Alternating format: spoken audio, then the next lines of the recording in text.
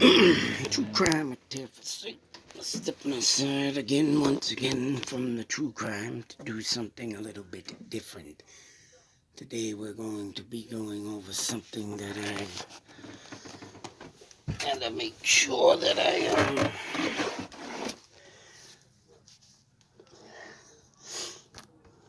I bought this first and make sure I get to do this right. Now, let me tell you something. I've been listening to this band since the age of, when did I first get introduced? I've been introduced to this band about the age of 7, 1982. No, 1981, sorry, when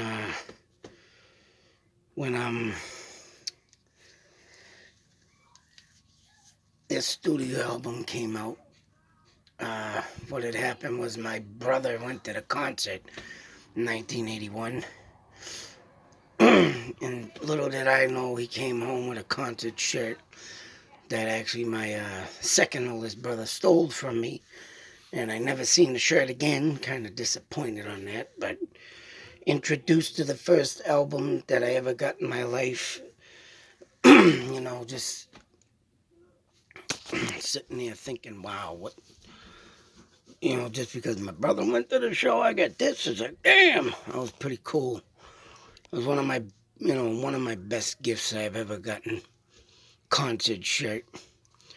And I always stick that in the back of my mind and remember it, especially when the songs from the album come on. And even back then, listening to this band and trying to go down to the local Bookberry store in Air Mass with a concert shirt on that I took off from my brother's wall. Oh no, that was Ted Nugent, sorry. I had my own shirt. No, actually I didn't have my own shirt. Listen to that, because it got stolen, you son of a... So I ended up having to take a shirt off the wall with another picture of the band. Went down there to the Bookberry. Stood there looking at the albums of the band. And, I did that with Ted Nugent too. Scream Dream it was. But never, the things kids do, right? Think you're going to get a free album, sure. I don't know what the hell I was thinking, but I'm going to talk about walking out of there later on and saying to myself, duh, dummy, what the hell are you doing? But in all case, in all innocence, and all kids need to learn what the hell they need to do with themselves, and wasn't getting taught properly back then, but, whatever. I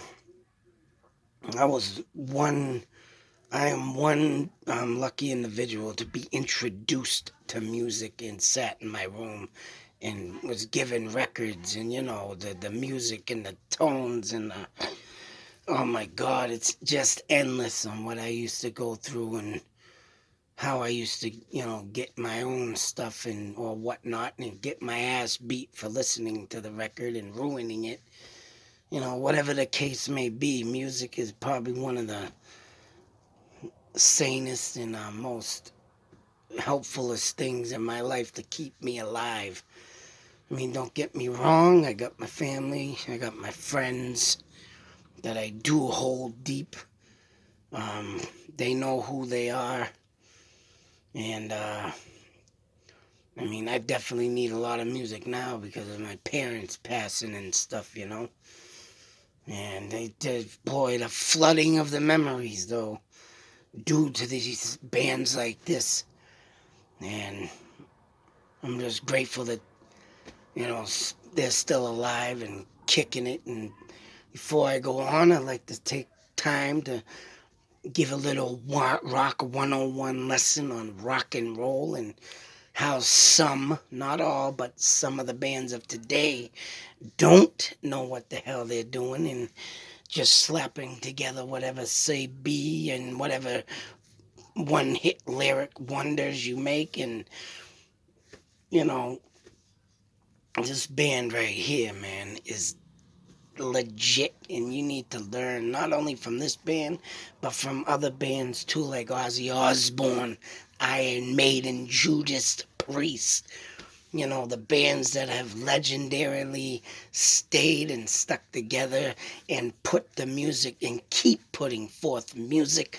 You know, even though the times and generations have changed, I mean, if you don't listen to any of these bands, or even like bands like Journey and, Ted Nugent, Uncle Ted, you don't know what you're missing, because these are the people that held the test of time to put forth music, lyrics, and melodies, and, you know, geniuses like Ronnie James Dio, Randy Rhoads, Eddie Van Halen.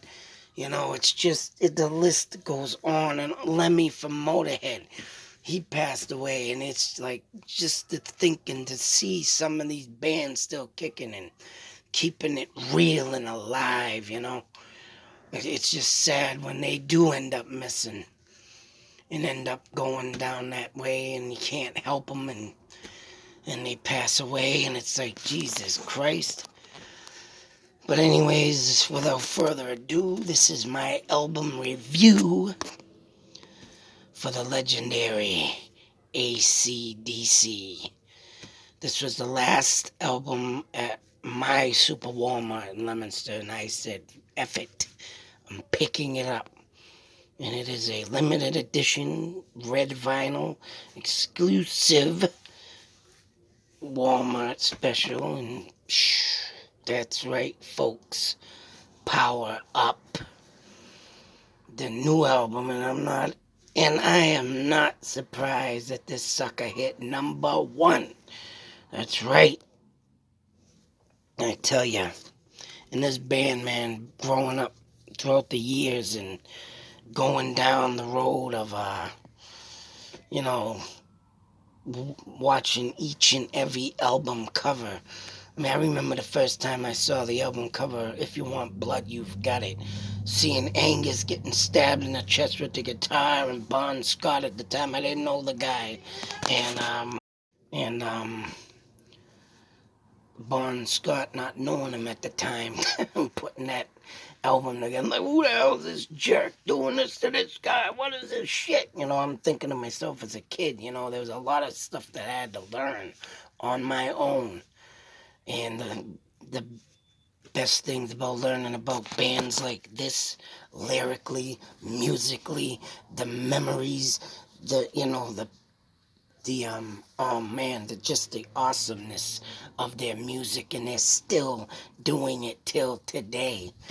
And it's sad, though, that we have lost Malcolm Young, but I believe that's his son, Steve. He's doing a damn good job of filling in his dad's shoes, and it's like, oh man, Phil Rudd came back, even though the little dilemma he did. Jesus Christ, Phil, what the hell were you thinking with your dirty deeds? Come on, guy, you are #1 in this band. With this band, you should not be putting a hit on fucking people, you nut. But just to see these guys, and I got to see these guys in concert too, with my man Mike Torelli, and damn, it was just one hell of a show. I had Angus going down the catwalk he had at the Worcester Centrum, and I was standing on top of the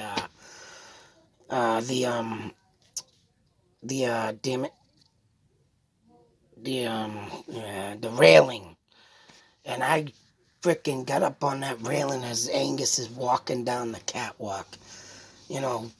I was screaming at the top of my lungs. He threw his finger up at me and just started pointing at me and, continued to play his guitar, but he was looking right at me. I'm like, whoa! Oh, was that a friggin' awesome sight. And then I got kicked off the rack by a fucking security guard. Thanks a lot, jerk off. Telling me I'm gonna fall off the railing. Well, if I fall off this goddamn railing, I'm thinking I'm gonna fall off and I'm gonna be happy, because Angus Young just pointed at my ass. And that was a friggin' moment in time I'll never forget. But Yeah. All these songs, man. I just listened to this album again today, and this Through the Mist of Time. Oh my God. I listened to it, and now that my father's passed, it's like, holy shit. It hit me hard, man. I got this little tearing up going on and everything because I'm sure that it was in memory of Malcolm through the mist of time and keeping his spirit strong. But it hit me too, man, because the way it goes, it just lyrically and how the melody in that song is just so perfect, and it brings back the fucking 80s, man, to me severely, and everything just rushed through my head. Not only my father, but friends and family members and anybody that came in contact with me and ACDC, and at that time, that point, the moment. And oh man, these guys are just fucking geniuses, legendary geniuses. And so I recommend to get this. I mean, there are a couple songs I will say on here that are kind of, I want to say a little stale, but you know what? Doesn't even matter. You put this album on, you're rocking through the city. You're driving down that highway. You're pounding out the friggin' tunes, and you are gonna get yourself an awesome ride. Oh man, this album is just, you know what? I'm not surprised. It's number one. And I made sure I picked up my album and copy, and oh man, I'm not gonna be opening up this one though. Nope, this is gonna stay sealed, packed, and delivered. I even got it newspapered up so it don't get ruined. I gotta put it back in the casing and everything, but oh man, what a fucking album, man. I advise anybody that wants to learn how to play rock and roll, you can pick up any AC/DC album and you'll learn something. I did. I remember one time I was sitting in my old apartment, and for some reason I kept hearing the tune. And I think it was TNT maybe, or yeah, TNT or something in that nature. And I was thinking, I got the video up and everything, and I went upstairs. I picked up the guitar and I started playing it. And mind you, this wasn't a song I always played on the guitar either. It just got stuck in my head, and I'm like, God damn, I gotta go. And I had an acoustic guitar upstairs, and I just started playing it. I recorded, and I was playing the damn riff. And I was like, holy shit. And I mean, there's times when I've picked up guitars before and just started playing. I know I got something in me to do something, but I never kept it going because, like I said, back in the day, all my friends, went their separate ways, and it sucked. I was hoping one day to have a band with a bunch of buddies, but never happened. I would have loved to have tried to create some music with some legends of my own, but, there was a time that I did do that. But god damn it, I didn't record it for some reason. And mind you, it was back before all the smartphones, and I think my friggin' camera was broke anyways, and it was like shit. But there was a bunch of friends that came up, and we pounded away on the drums and the guitar and some singing, and it was just, what a fucking night, man, it was. And I wished we could have kept going with it, but, shit happens. I would have loved to have a band back in the day and just pound out frickin' album after album after album, just like these guys. Just like every other legendary rocker that is out there and doing what they do best, and what they, back in my day, that was the thing to do. That was the thing. You pick up that guitar, you pick up that drum, the bass, the mic, it doesn't matter. You try each and every individual thing and way, and if it works, it works. If it don't, it don't. Back in my day, that's what people used to do, and I'm sure these guys did it, picked it up, screw the rest, get out on that fucking stage and rock your goddamn life away. And that's how it should be. Music is life. To me, music is just an endless memory of whatever you time And whatever that, you know, place and scenery is, should be always there in someone's memory, because a good tune goes with a good memory. And man, this band right here, I've got so many memories, because I've been listening to them since the age of when I first picked up my first fucking album, For Those About to Rock. And I'll tell you, I'll never forget that time. I'll never forget that shirt, because I lost it. I never got to wear it. And after that, man, just like I said, picking up the album, looking at the albums at the stores and go buy my own album. It was like timeless after timeless time of picking up one of these albums. I don't care. Someone commented on one of my, when I did the Ball Breaker album review of ACD. Or one guy wrote, I can't believe you like this album, blah, blah, blah, blah. You know what? Screw you, guy, because that album has some goddamn... Lyrically, it's a little but the riffs in that album are just hardcore, punch you in your teeth. Poof, driving down that road. And when I get Ball Breaker on and I'm on the highway, oh man, I just want to drive in and out of that oh no, yeah, that's right. Every fucking album of AC/DC, man. Legendary. You can pick one up and you're gonna have an instant party, an instant, time, an instant memory, and that's that. If you know your music. That's right. And AC/DC is well known for being just a memory, an awesome memory, and an awesome album. Everything's awesome, from Bon Scott to Brian Johnson. Hell, even screwing around with Axl Rose. Everybody had their place with that, but he did a good job on some things, and, whatever. But other than that, bringing back Mr. Brian Johnson, taking this album to the top, #1 as his arm sticks right up in the fucking air like it should. That's right, this is this band, and anybody should take a good damn lesson of what rock and roll, heavy rock and roll should be like. This is it. This is the goddamn real deal. I'm glad this album went #1 to teach all you little runts a lesson. This is how you make music. You don't just slap that record together and put it together and think you're gonna just do what you're gonna do and blah, blah, blah. No. You take your time forth, put it together, riff it, lyric it, and god damn it, you just slap that stamp, signed, sealed, and delivered. But if you can't do that, well, I don't know what to tell you. Just take a lesson from the legends right here. AC/DC. Rest in peace, Malcolm Young, sorry. He too is Black History Month.